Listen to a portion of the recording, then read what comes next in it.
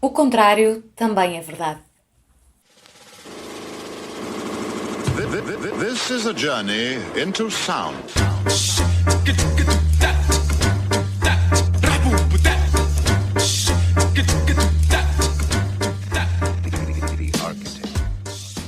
Bom dia, viemos hoje ao ateliê Barata Arquitetos e estamos aqui com o Manuel e com o Hugo.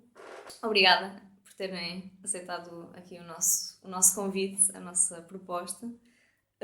Eu se calhar gostava de começar por perceber um bocadinho como é que é o vosso processo de trabalho aqui no ateliê.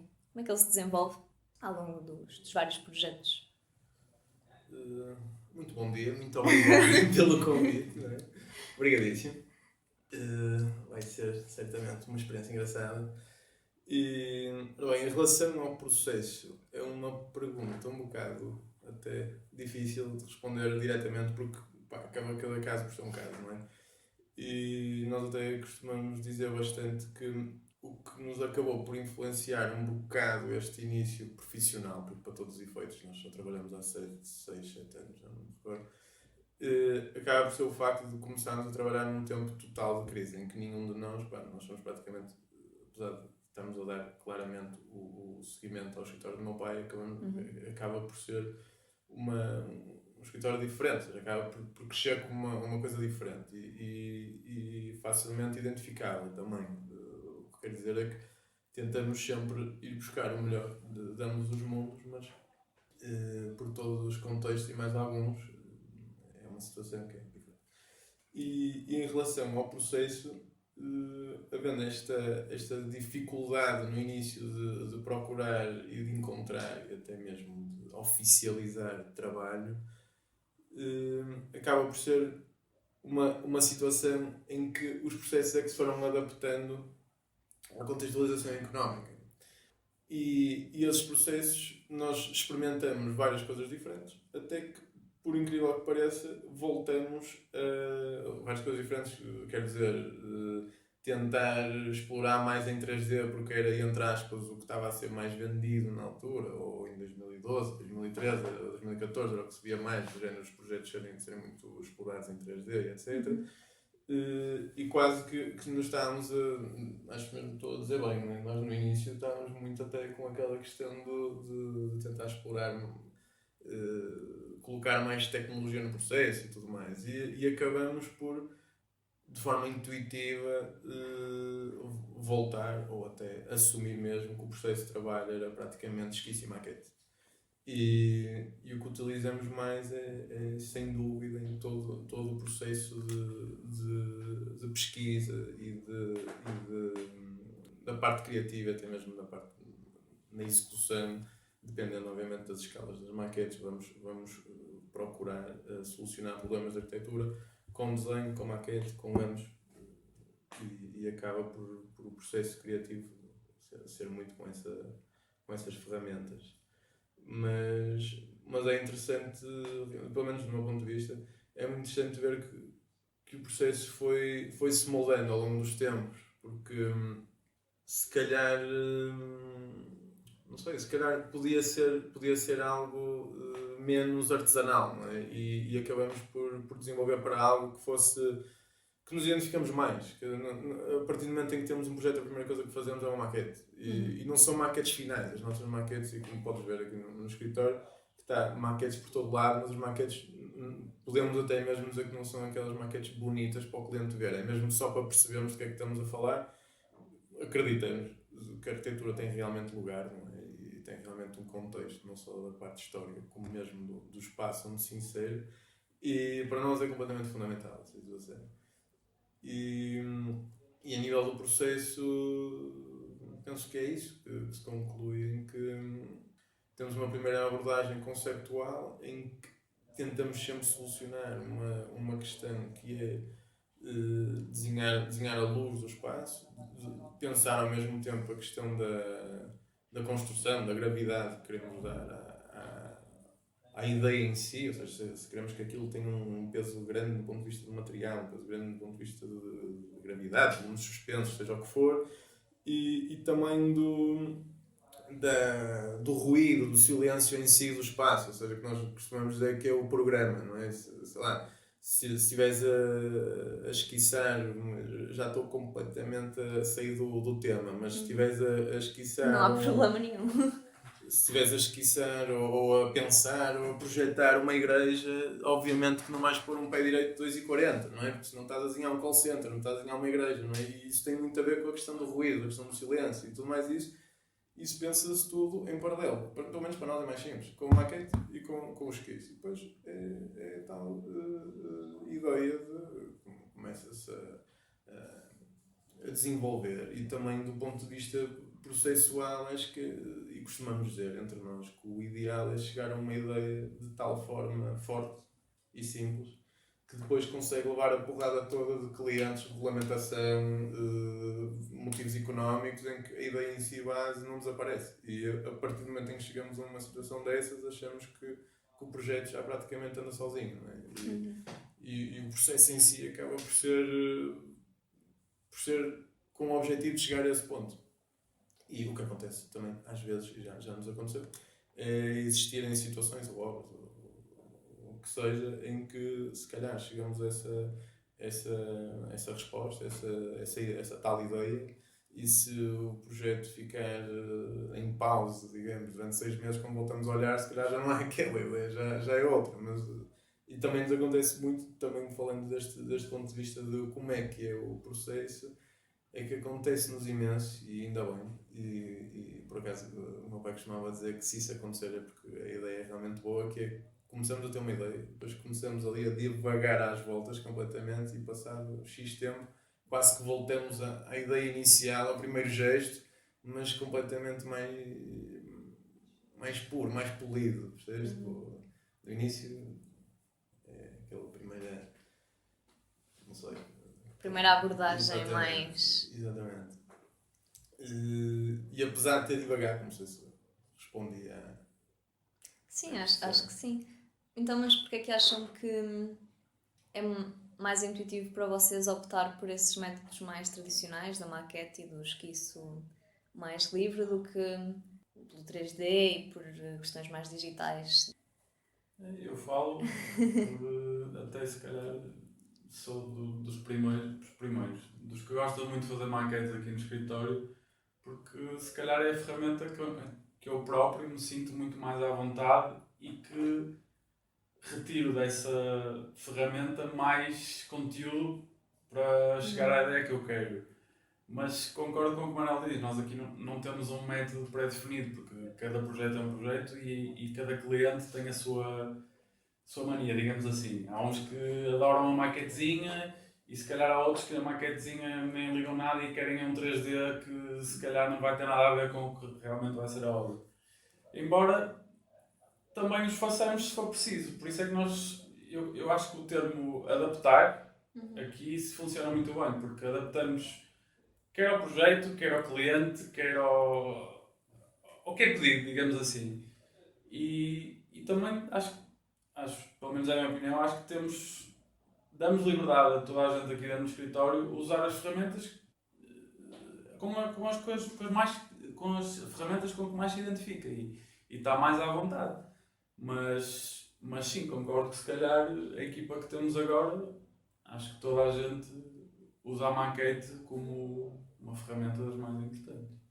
E os próprios clientes temos tido feedback que acham bastante piada e até é a este método old school, digamos assim. Não, mas é precisamente por ser maquete de estudo, pelo menos é até a noção que tenho tido é que uma maquete parece que se pode desmontar a qualquer momento. Tem ali situações em que foram experimentadas na hora anterior à reunião e tem ali um rasgo, tem isto, tem aquilo, que as pessoas sentem mais à vontade em também poder mexer. E isso é interessantíssimo. E depois há aqui outra situação que também vai em encontro com o que estava a dizer, que é uma coisa é o processo, né? Uma coisa é o nosso processo pessoal, e quando digo pessoal é o nosso escritório, o processo de procura. Outra coisa é a comunicação. E essa comunicação com o cliente, muitas vezes os clientes precisam ou do 3D ou da maquete mesmo, ou uma escala em que consigam entender. E aí já é diferente. Ou seja, aí já não tem a ver com o processo, aí tem a ver com comunicação. Que é, pá, aquele cliente não sabe ler planos, não sabe ler cortes, e é natural, não é? Sim, claro. Vai precisar de uma maquete, vai precisar de um 3D, e agora, como sabes perfeitamente, nos 3D consegues estar ali a passear tipo joguinho lá dentro e as pessoas vão entendendo. Mas também eu penso que, mais uma vez, por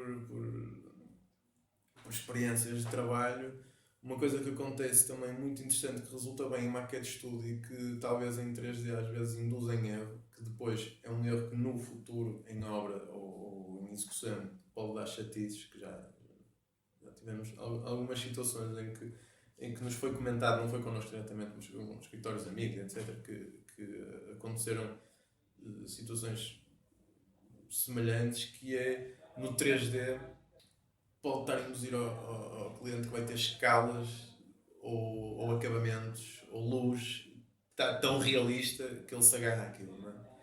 E uma maquete de estudo é abstrata. Sim. E acho que por muito que se esteja a elaborar um 3D, ou seja, o 3D, pelo menos do meu ponto de vista, é uma coisa que é mais para venda.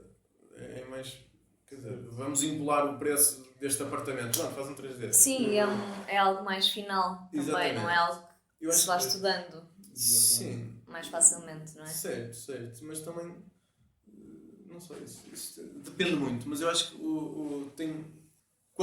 falando pelo menos por nós, até agora as situações todas que me estão a vir à cabeça no momento é que o 3D foi só mesmo por motivos de comunicação, em que fizemos a comunicação para explicar à cliente, pá, isto vai ser assim, e em que a maquete também funciona de maneiras diferentes. Sim. E falando se calhar um bocadinho nessa questão da comunicação, atualmente muitos ateliês já fazem isso e o vosso inclusive, que é utilizar muito meios de comunicação social como o Facebook e o Instagram para divulgar os projetos, o ateliê, o que é que andam a fazer. E eu reparei que vocês mostram muito a questão da evolução da obra, desde o conceito até depois ao projeto acabado. Porquê é que acham que isso é importante?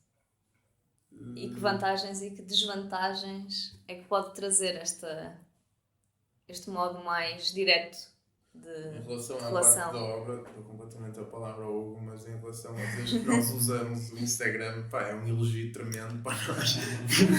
Eu esqueço-me que temos Instagram e infelizmente somos nós a tratar da conta e acho que nenhum de nós é bom em redes sociais, por isso, pá, o que lá está é mesmo com dedica-se a um post quase que nos tira mais trabalho. Não sei, se olhar para aquilo, pá, ninguém vai gostar disto. Acho que pá, é uma questão.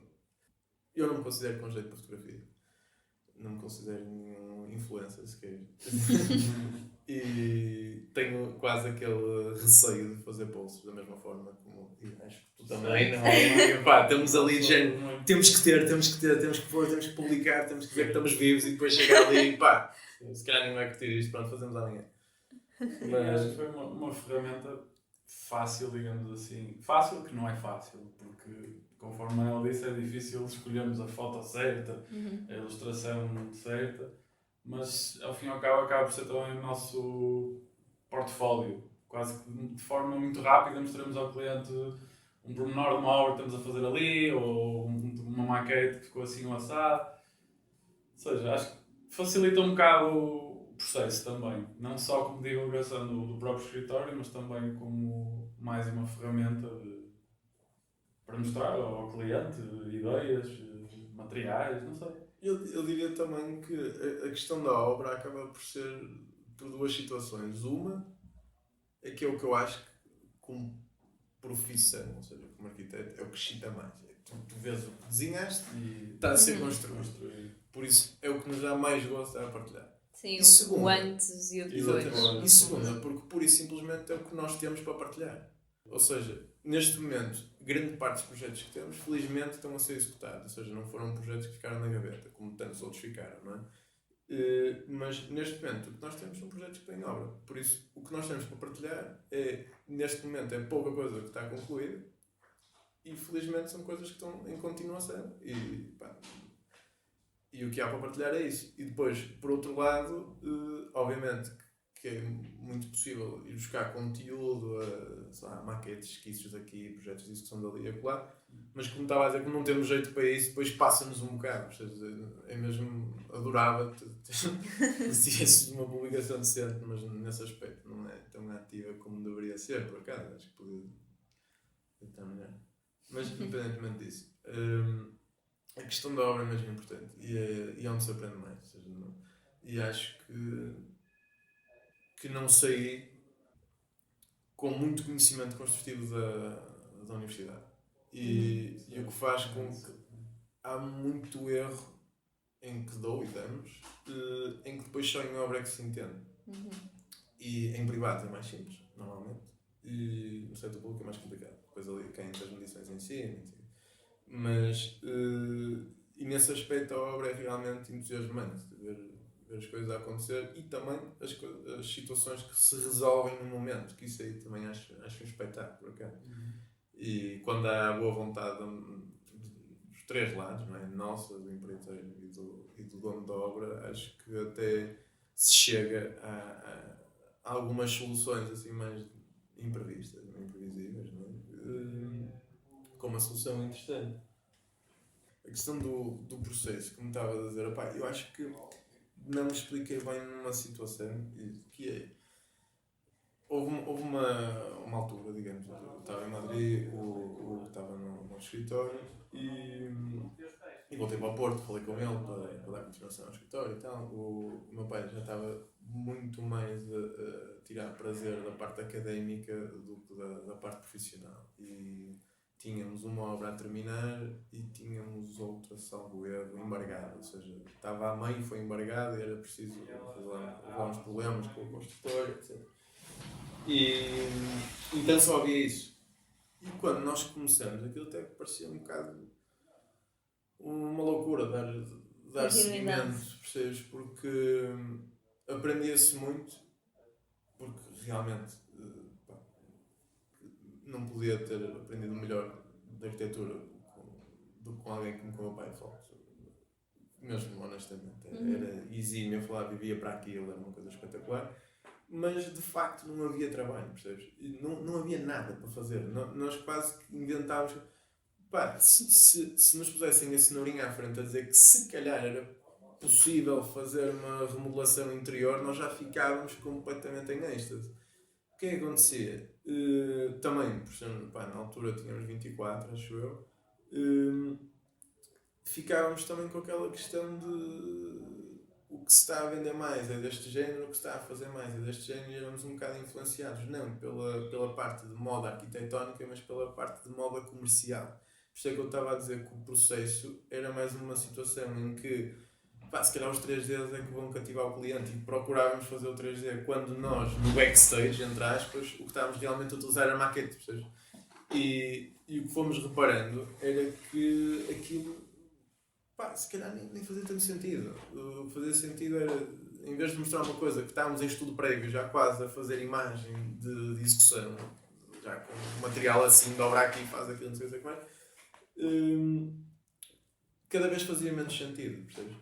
E por isso é que eu estava a dizer que essa questão de processo começou um bocado por aí, porque não processo criativo para nós, mas processo de comunicação. E eu penso que no início, se calhar, baralhamos um bocado isso. E agora, nesse aspecto, durmo feliz e contente porque nós realmente fazemos e trabalhamos de uma forma que gostamos e que tem dado resultado nesse aspecto, porque acho que cada vez mais temos as situações de projeto mais resolvidas precisamente por utilizarmos um tipo de objeto, não é? que dominamos e que não temos qualquer problema em pegar uma maquete, partir aquilo tudo e fazer de novo. Ou mesmo esquiçar a própria maquete. Não estou a dar novidade nenhuma, só simplesmente a dizer que a base acaba por ser essa, não é? E depois, dentro dessa base, obviamente, que há outro processo paralelo, que é como é que se vai comunicar isto ao cliente. Por isso é que eu acho que era uma pergunta um bocado difícil. Porque, por exemplo, do ponto de vista de comunicação, aí sim é que eu acho que cada vez mais é preciso ser mais astuto e mais inteligente do ponto de vista comercial para saber como é que se vai comunicar. Porque hoje em dia, nós infelizmente, arquitetos, cada vez temos menos tempo para ter uma solução, mas por outro lado, quando a tens, ou quando tens que chegar ao cliente, tens que saber exatamente que tipo de informação é que queres dar. Já quase que infelizmente a arquitetura em si, a qualidade, pelo tempo que temos, quase que acaba por ser dado adquirido, que é completamente ingrato. Ou seja, sim, não importa sei se... mais a imagem final imediata. Exatamente, do que... exatamente. Epá, a foto daqui vai ficar fixe. É Exato. tal questão no Instagram. Exato. Olha, vamos fazer isto, fazemos esta imagem, pô, mano. A foto vai ser aqui, o resto não interessa. Pá, não, a brincar, não é? Mas quase que se cativa mais por essa tal falsidade da imagem, ou até mesmo por questões económicas, comerciais mesmo, do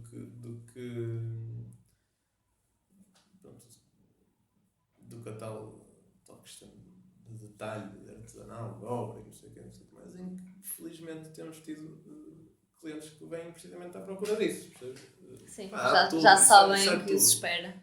Isso é tudo. Nós tivemos um concurso muito engraçado, que foi um concurso privado, convidou já não lembro, 4 ou 5 pessoas, em que havia um programa, era uma coisa para Viseu, havia um programa, tinha 1500 metros quadrados, uma coisa qualquer. Exatamente. É dos tais que para já ficaram na gaveta. Nós fizemos tudo, o projeto está aprovado. E não, a construção não começou ainda. E aquilo foi um concurso em que nós analisamos o que era para fazer. Tiramos, de certa forma, a pinta, como se costuma dizer, ao que era necessário, principalmente do programa. E tu lias o programa e via-se que aquilo era pura e simplesmente rentabilidade. E então o que fizemos foi com uns amigos nossos e nós tínhamos praticamente 2 tipos de apresentação. Ou seja, o processo aqui foi praticamente desculpabilizar a parte arquitetónica, justificar o programa como uma parte rentável e quase que havia 2 apresentações distintas, não é? Uma a justificar o porquê, no fundo, estamos a fazer aquela solução arquitetónica. Era quase isto está a justificar isto. E isso foi interessante porque, mais uma vez, o processo foi uma coisa completamente diferente. Mas pronto, mais uma vez estou a divagar, por isso é melhor fazer outra pergunta. Não faz mal. Mas então, pronto, vamos mudar aqui o rumo. Vocês projetaram o próprio ateliê? Tu estavas a explicar-me há bocadinho como é que tinha sido essa transformação e assim. Se calhar se gostava que explicassem um bocadinho como é que é essa experiência. Acho que foi engraçado porque foi a transição do escritório antigo para o novo e encontramos este espaço que era central e uma localização ótima e apesar dele eram 4 salas, mas achamos que tinha um potencial imenso e principalmente uma luz e umas vistas incríveis. E estava muito compartimentado, então nós, tirando partido destes janelões e desta luz, decidimos abri-lo e tivemos, a fazer as demolições, tivemos esta belíssima surpresa que nós todos gostamos. Porque supostamente isto estava emparedado dentro de uma parede de peladura e era um espaço exterior que tinha sido coberto e são cores que nós sempre gostamos. Aproveitamos madeiras que tínhamos no mesas, cavaletes, estiradores. Depois lá está, a questão económica foi importante porque queríamos gastar o mínimo possível e então fizemos nós, compramos materiais e fizemos nós e resolvemos os problemas que achávamos que estavam mal neste escritório. E é gratificante. O diz nós está a ser extremamente humilde. Não. O escritório todo foi o que fez. Mas está. Pá, foi mesmo muito interessante, até porque nós estávamos a trabalhar a transição, nós só paramos de trabalhar um dia em que estávamos no escritório antigo, em que já não tínhamos praticamente nada. Estávamos neste escritório em que não tínhamos sido para boas coisas, mas estava tudo assim. Até tivemos uma reunião, lembro perfeitamente. E também houve outra situação engraçada que foi nós tínhamos visto, por causa de uma parte das demolições em que passava toda a infraestrutura de ar-condicionados, etc. Tínhamos vindo com um empreiteiro para ver o que é que se poderia fazer, o que é que não se poderia fazer. E ainda não, o escritório não era nosso. Ainda estávamos a ver. Estávamos todos em conversa e tal, não sei o quê. Pá, mas se calhar esta tubagem passa por aqui, passa por ali. E o empreiteiro estava a cismar que não. E, do nada, ele manda um murro na parede. E a parede realmente era oca. Ou seja, foi boa notícia. Mas a má notícia é que isto não era nosso. Então, nós viemos visitar e quando fomos embora deixamos cá um buraco na parede. Não havia outra escolha, tiveram de ficar. Não, mas foi engraçado. Então, e se pudessem escolher entre reabilitar e começar do zero, o que é que escolhiam? Para aqui? No geral.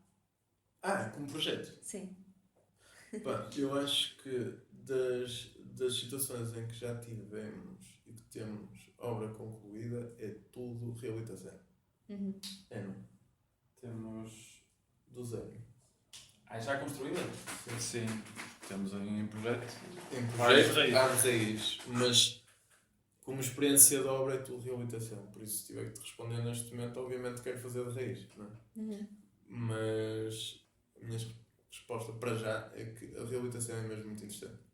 E é interessante também o tipo de diálogo que existe com o cliente numa reabilitação. Porque às vezes a hierarquia que o cliente dá à situação existente acaba por ser diferente da nossa. E esse feedback depois que é transmitido no projeto é realmente interessante. E neste momento temos uma situação em Guimarães. Opa, tenho mesmo de contar esta história que é mesmo engraçada, que é, nós em Guimarães temos uma obra que está em curso. E pá, aquilo são 4 edifícios, tudo para reabilitar, turismo rural, mais uma casa principal, não sei o que, uma coisa fixe. E finais do século XIX. E ele não queria colocar nem casas de banho, nem isolamentos, ele queria que ficasse tudo exatamente como estava na casa principal. Não queria mexer em nada, era conservação praticamente. E depois, numa outra zona, já se poderia fazer ampliações, etc. Mas na casa mesmo, que era a casa onde vivia a família da mãe, ele não queria que se mexesse em nada. E nós, para dar resposta ao programa, tínhamos realmente que mexer, porque não podes fazer uma casa que só a casa tem para 500 metros quadrados sem casas de banho, porque na altura a casa já não tinha casas de banho. E então fomos lá, marcamos uma reunião e tínhamos dito entre nós, o ideal era marcar uma reunião para um dia de frio, chuvoso, e ficamos a falar dentro de casa até que alguém queira ir à casa de banho, porque tens que ir lá fora. E foi dito e feito, estávamos dentro de casa e foi o próprio que diz, tenho que ir à casa de banho. Então foi tudo lá fora, estava a ver se a chover. Resultou. Eles agora isolamento, casas de banho, façam o que quiserem, tenho toda a razão. Foi muito engraçado. Para já, só temos obra concluída, reabilitação. Mas acho que temos tido a felicidade, vamos entrar em novas obras de raiz e outras de reabilitação, mas temos tido a felicidade de todos os projetos que têm vindo a aparecer variam, não é só casinhas, tanto variam de escala como o programa, como raiz, reabilitação. Agora vamos ter espaço público. Sim. Ou seja, acho que é bom para... Não, eu também concordo. O que também é engraçado, não tem tanto a ver com a reabilitação raiz, mas tem a ver com o que estava a dizer da diversidade de projetos. Muitas vezes vamos completar algo que já foi desenhado para outro projeto, num projeto novo. Acontece-nos imenso isso. Ou seja, estamos a desenhar algo em que há prazos. Nesses prazos achamos que está concluído para o prazo, mas não está concluído para nós. E acaba-nos sempre por aparecer outra situação em que, pronto, isto aqui é a casa de banho daquele, ou isto aqui é a cozinha daquele, ou isto aqui é aquela fachada. E, obviamente, não é copy-paste, mas é dar seguimento ao tal processo em que se vai buscar um projeto, vai-se readaptar uma solução e vai-se estar a procurar, talvez, tirar partido de algo que já foi, entre aspas, mastigado para outra situação. E isso tem ocorrido bastante, por acaso. Sim, e de alguma maneira também ajuda a manter uma certa continuidade de projeto para projeto. Não sei se é algo que vocês procuram, mas manter a mesma linha ou os mesmos princípios orientadores. Ou Sim, algo isso eu desse entendo. género. Às vezes, nem que seja por antíteses, as soluções podemos ir buscar algo em que, ao resolver, às vezes acontece fazeres um detalhe que é ali feito artesanalmente para aquela situação e que depois não resulta, não é? E depois tem que ser retificado por cima. Aí já sabes como vais passar pelo projeto que aquela situação funciona mal, ou então queres resolvê-la, ou vais fazer o contrário, não é? E acho que não tem tanto a ver com a imagem e o produto final, mas tem a ver quase até com uma aprendizagem, que é aquilo resultou assim, mas faltava isto, faltava aquilo. E quando vamos para uma situação em que se encaixa o mesmo tipo de ideia, pelo menos acho que interpretamos mais como dar seguimento àquela resolução e não tanto como manter a imagem. Né? Até, não sei, ia falar da questão daquela porta de fall. Temos um projeto que é uma reabilitação de uma casa. É Miguel Em Bombarda. Miguel Bombarda, exatamente. E aquilo foi resolvido. Como é que posso explicar? Foi reabilitada a casa toda, mas praticamente o novo programa da casa foi resolvido só com uma porta. Ou seja, nós só desenhamos uma porta. Ou seja, o projeto foi todo feito, a casa foi praticamente toda desconstruída e construída novamente, mas o que mudou foi só a adição de uma porta. E esta porta é a imagem do projeto. E é uma porta que te divide dois espaços, assim, por isso simplesmente desaparece e não vês porta nenhuma. E isto era uma porta de fall. E foi algo que ficou interessantemente resolvido e temos vindo a reutilizar para situações diferentes, até para programas diferentes. E neste momento até viemos de uma assistência técnica para uns escritórios em que vamos estar a utilizar também uma situação em que a porta já não é de fall, mas é de encartar. E o tipo de situações que resolve acabam, não sei, eu olho para aquela porta, apesar dela ser completamente diferente, lembro do outro projeto, apesar dela estar a resolver Semelhantes e aperfeiçoadas. exatamente, e até aperfeiçoadas, sim. Com todo respeito para a porta que está feita, não é? A porta que está feita está Claro. incrível. Mas acaba por ser diferente. Exatamente, mas é diferente, sim. É semelhante em alguns pormenores, Exatamente, mas exatamente. são diferentes. Bastante. Completamente diferentes. E foi interessante. Foi interessante também porque nessa obra, em Miguel Bombarda, a colaboração com o carpinteiro foi boa. Ele estava-nos a dar soluções, a aprimorar a parte de execução, nós a ver como é que ele estava a sugerir, ele levava amostras e mostrávamos, opá, isto pode ser assim, assim, assado, não precisa de pregos, não precisa de colas, não precisa disto, é de encaixe. Foi engraçado. E eu vi que vocês fizeram um candeeiro há para aí 2 anos. Em colaboração com. Não. Esse candeeiro, na verdade, tem. Bem, 40 anos. Ok. Nós simplesmente é que voltamos a tentar produzir. Porque aquilo foi um candeeiro que o meu pai tinha desenhado com o meu tio. E o meu avô tinha. Isto é quase uma história paralela, não é? Mas pronto. Que é: o meu avô tinha uma sociedade de metais e o meu tio e o meu pai, juntamente com os produtos que o meu avô tinha de metais, desenharam este candeeiro. E depois foi praticamente o candeeiro obrigatório para toda a família, toda a gente tinha que ter um candeeiro daquilo. e então, como nos tem acontecido bastante quando as casas estão a terminar, nas situações das casas, de habitação, pedem-nos para melhorar a casa, nós começamos a achar, mais vale desenharmos nós. E foi aí que fomos repescar essa situação do candeeiro. Ou seja, foi. Mas sim, tentamos também desenhar a parte do mobiliário. O mobiliário fixo desenhamos sempre.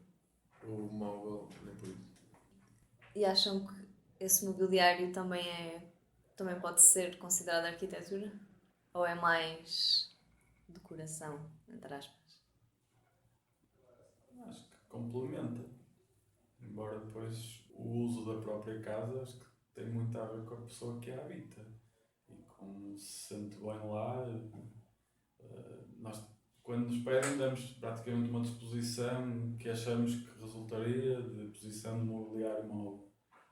Mas muitas das vezes também estamos a dar essa disposição e dá de variedíssimas formas. Ou seja, eu acho que quem vai habitar o espaço é que depois faz sentido que o habite como quer, como se sente melhor. Né? Mas sim, considero um complemento. Como também, acho que já aconteceu a toda a gente, desenharem uma casa e depois, passados uns anos, vão lá ver e se calhar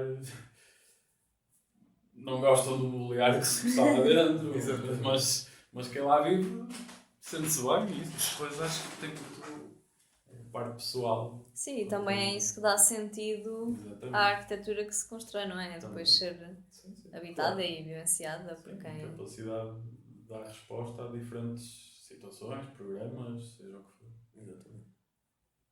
Eu não sei se vocês têm alguma coisa a acrescentar, alguma história ou algum que queiram mais dizer. Por mim está tudo aqui deste lado. Se não tiverem mais nada. Obrigada, então. Obrigado a nós. Não está a surgir Sim, nada por acaso.